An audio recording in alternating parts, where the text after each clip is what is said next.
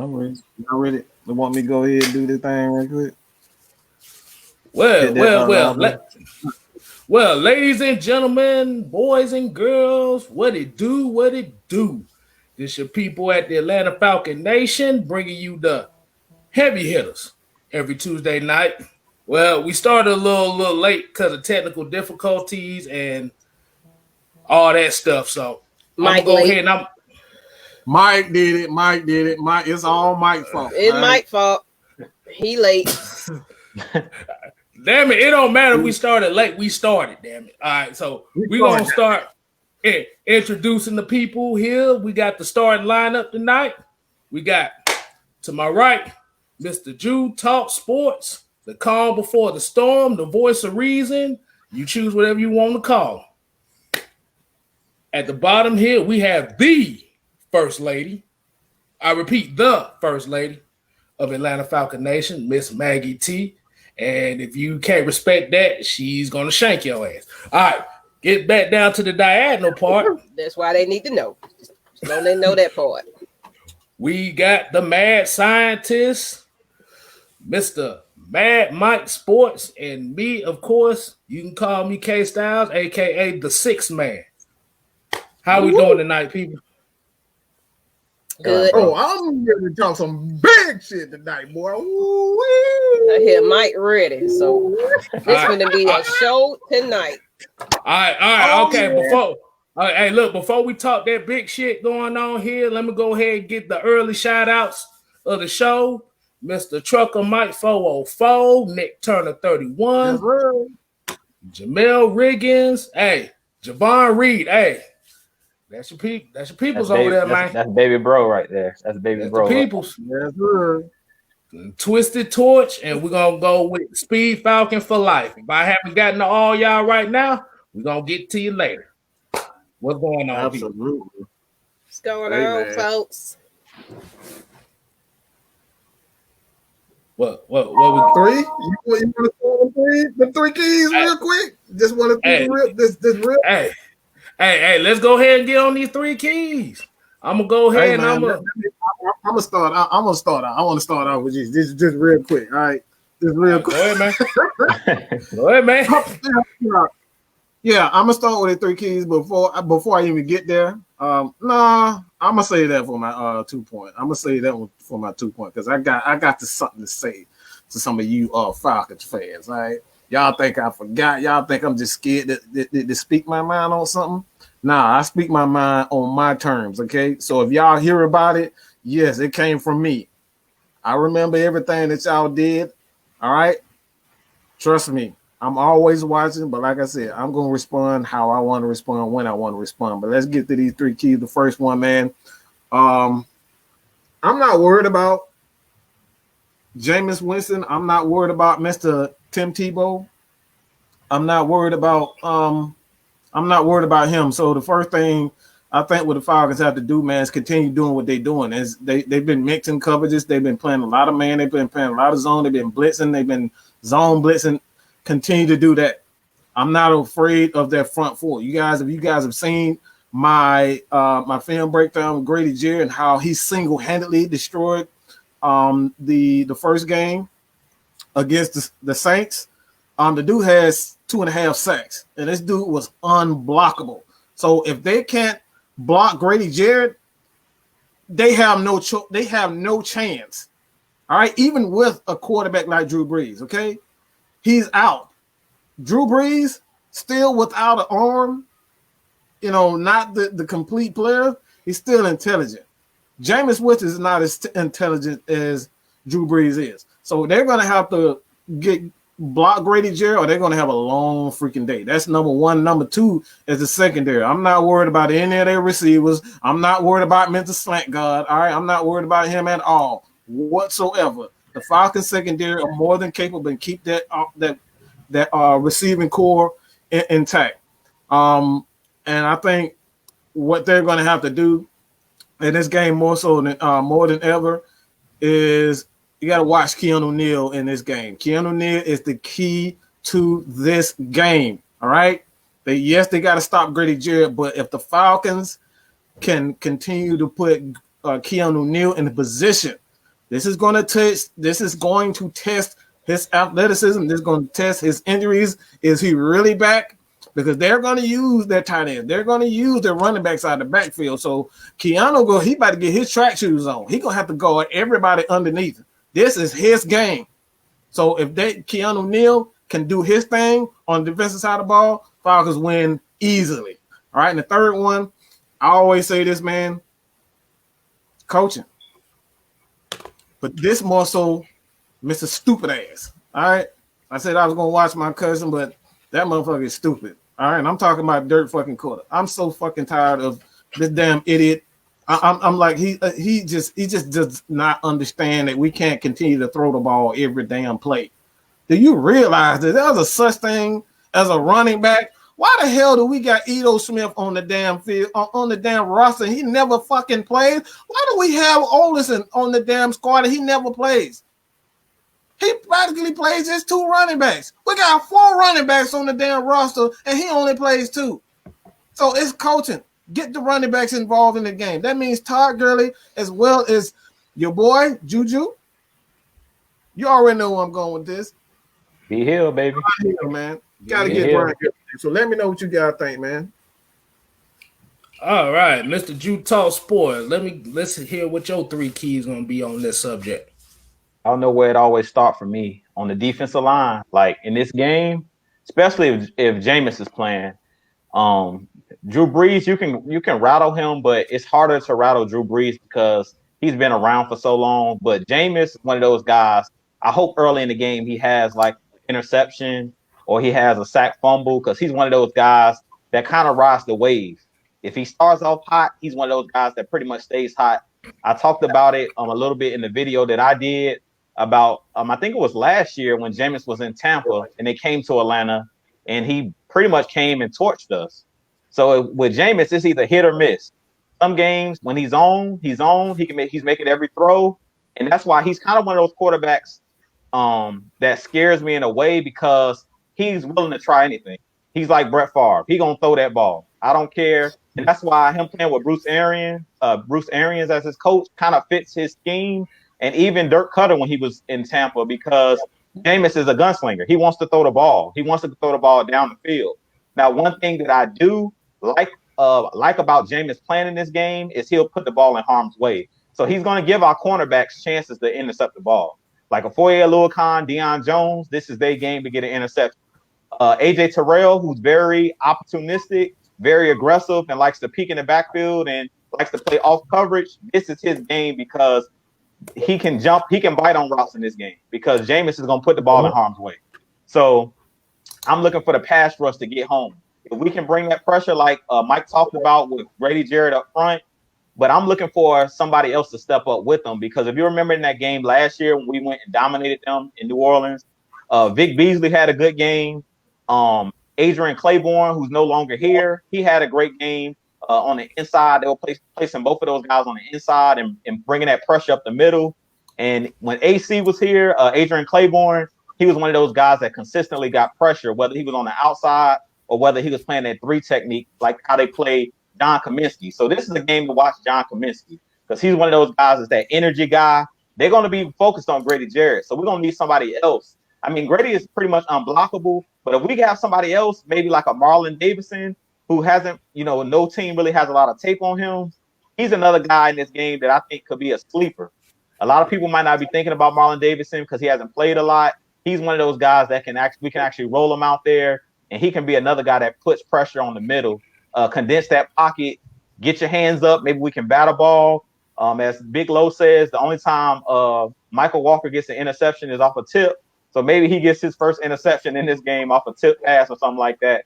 Maybe Keanu Neal, gets an interception in this game. But I'm number one key to victory is definitely stop the run, get pressure on the quarterback, force a turnover early, get Jameis Winston, in his feelings. And usually with Jameis Winston, it's an avalanche. Once he makes that first mistake, it seems like he can't get over it. Like he has that dark cloud over his head the rest of the game. So hopefully we can get some pressure on him in this game early. I'm not too sure if Dante Fowler is going to play. And I do think that Dante Fowler, if he plays, he definitely could be an X factor coming off the edge. Him combining with Grady Jarrett, My second key to victory in this game, Mike talked about it again. My boy Brian Hill. I've been talking about it. Feed Brian Hill and Todd Gurley in this game. Use these guys with those swing passes. Like, get these guys involved not only in the running game, but also out of the backfield. Like we talked about it. KStylz pulled it up, I think it was last week, where he talked about how many catches Todd Gurley has out of the backfield. I think it was less than 30, which is crazy because Todd Gurley is a guy that can be used kind of like a Swiss Army knife. Use this guy on Wildcats, use this guy out of the backfield, line this guy up in the slot, and let him go one-on-one against those linebackers of the Saints. Because one thing about the Saints linebackers, they do not like to cover. The reason they went out and got traded for Quan Alexander is they don't like to cover. Those guys are thumpers. Demario Davis is a thumper. He wants to come downhill in the run game. He wants to blitz. Make that guy, put him out in space and see if he can cover Todd Gurley one-on-one. See if he can cover Brian Hill, who's proven to be an improved pass catcher. And also in this game, please, Dirk Cutter, use some tosses and use some outside zone runs in this game. Use some of those outside runs. Like, stop with all of this inside, up the gut, every single play. Because in this game, the New Orleans Saints has a very big defensive line. Onyemata, all those big guys they got up front. Cam Jordan, those guys love to condense the pocket. They love the blitz. So the way you beat the blitz is with quick passes. So in this game, get those guys out of the backfield. This is a game for Ito Smith, as Mike was talking about. Let Ito Smith play because Ito Smith is a guy I've talked about consistently. He's a guy that's supposed to be catching those passes out of the backfield like a James White from the New England Patriots. Use that guy out of the backfield and allow him to take advantage of those slower linebackers who can't deal with those option routes. Take advantage of those guys. In this game, Calvin Ridley, Russell Gage, use those guys out of the slot and use Hayden Hurst. I really think in this game, Hayden Hurst could go crazy. Because just like he was talking about Keanu O'Neal, make those safeties and make those linebackers cover at all costs. Do not let those guys just come downhill and thump. Spread these guys out, as Dirk Cutter loves to do, and just let your athletes be athletes. Matt Ryan, 3-step drop, get that ball out your hands quick. Let Russell Gage, let Calvin Ridley, let Julio run out the catch. Like, don't have Matt Ryan back there holding the ball with all these 5- and 7-step drops. Because if we do that in this game, Matt Ryan's going to get sacked a bunch because they have one of those defensive lines that's very aggressive. I talked about it in my video again. Trey Hendrickson, number 91 for the Saints. He's a guy to look out for on the opposite side of Cam Jordan. This dude is a game record. He's one of those guys that's been coming on, and we do not want to get these guys going. So the way that we stay ahead of the chains is get that ball out quick. Quick throws, 3-step drops with Matt Ryan. Look for your outlets. Hayden Hurst, let him run out the catch. Hayden Hurst is a wide receiver pretty much. Let this guy run out the catch. Use Brian Hill in tosses, sweeps. Use some jet sweeps in this game. We've seen it last year with Calvin Ridley and Kenyon Barner. Use these guys. Use some misdirection. The way you take advantage of that aggressive defense and those aggressive blitzing. Dennis Allen loves to blitz. Make those guys look at some eye candy. Have somebody coming on the reverse. Slow those guys down. If you have some type of misdirection, you will be able to slow down that pass rush. So screen passes, any quick passes in this game. And the final key to victory, and I know I've been kind of long-winded. I'm sorry, guys, but y'all know it's rivalry week. And the last key to victory is coaching. In this game, Mike talked about it. No dumb coaching. No passing over 40 times. Let's keep it balanced. Let's stay ahead of the chains. Raheem Morris, no dumb timeouts, no dumb penalties, and don't allow any fake punts. If I see another fake punt where a team is picking up a first down on a fake punt, I'm a snap. I'm so tired of seeing every team, like, why are we not ready for that? Every team, it seems like, does the same thing against us. They always end up picking up a first down off a fake punt. Against the Carolina Panthers, Jeremy Chin, a direct snap, and he runs for like 30 yards down the field. Be ready for the fake punt. Atlanta, we always seem to, for whatever reason, we get caught off guard on special teams. If we get a quick 3 and out, Drew Brees and not Drew Brees, but the head coach, Sean Payton, he's very aggressive and he's very tricky. So in this game, if we get a couple 3 and out, he's super aggressive. So he might tell them, hey, look, run this fake because they're not going to be ready for it. So Atlanta, please watch your film and be ready for the fake punt. It's coming. They have to do some type of trick play in this game. Taysom Hill, watch out for the trick play because they have to do something in this game without Drew Brees. They need to get some explosive plays. And the only way they can get explosive play is off a trick play. So be ready for the trick play. I don't know who's going to do it, whether it's going to be on special teams, whether it's Taysom Hill on a toss back throw. It's gonna be some type of trick play in this game, so be prepared for it. And those are my 3 keys. What you got, KStylz? Before I get to mine, I'm gonna go ahead and get a couple more shout outs as well. Before I get to mine, I said, hey, we got Dre, Bo in the building. I'm gonna say what's happening to him. What up, Dre?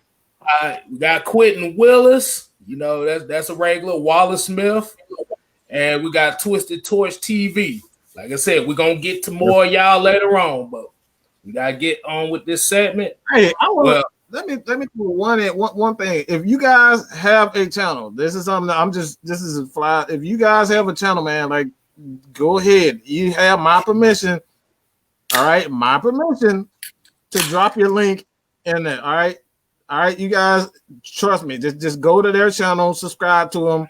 Everybody, you know, this is a place where we want to give everybody at least a shot to be seen, man. So it's like, go ahead, do your thing, drop your link, man. Y'all go check anyone out. If you have a channel, so go ahead, KStylz. My bad.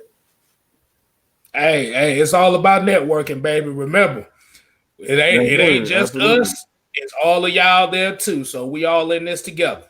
But I'm gonna go to my 3 keys. My first key is gonna be set the tone. You have to set a tone early. Offensively, you have to score touchdowns in this game. We can't settle for field goals. So when you get a chance to, like I said, the way New Orleans defense plays, like I said, they're very aggressive. They're going to try to use what's his name? Chauncey, what is it? The anti-slant. Chauncey Gardner. Yeah, Gardner Johnson. Anti-slant boy. They're gonna use him like the Seattle Seahawks used Jamal Adams in the first game. So, but that's from what I've seen the last couple games. I see they're going to use a lot of safety blitzes. They're gonna bring at least 5 or 6. So. Drew damn near covered up all my points, but I'm gonna go ahead and rearrange those again. Sorry, bro. No, you good because they get to hear my point of view from it. Todd Gurley, Brian Hill, whoever the hell's in the backfield need to be in the passing game. Plain and simple. Oh, that's a good one. That's a good one. Because if they're going to be bringing 5 or 6 every play, your tight ends and your running backs are going to be your best friends here. Ain't no ifs, ands, or buts. Point number 2, defense. You have to put wood on these motherfuckers. You gotta make them fear you in this game. Because we already know if Jameis Winston's going to start, Taysom Hill gonna get about 60% of the snaps because he's 9 times out of 10 gonna run the ball. So you must blow his ass up out the game. They call him Tim Tebow Jr. for a reason because he can't throw worth a damn.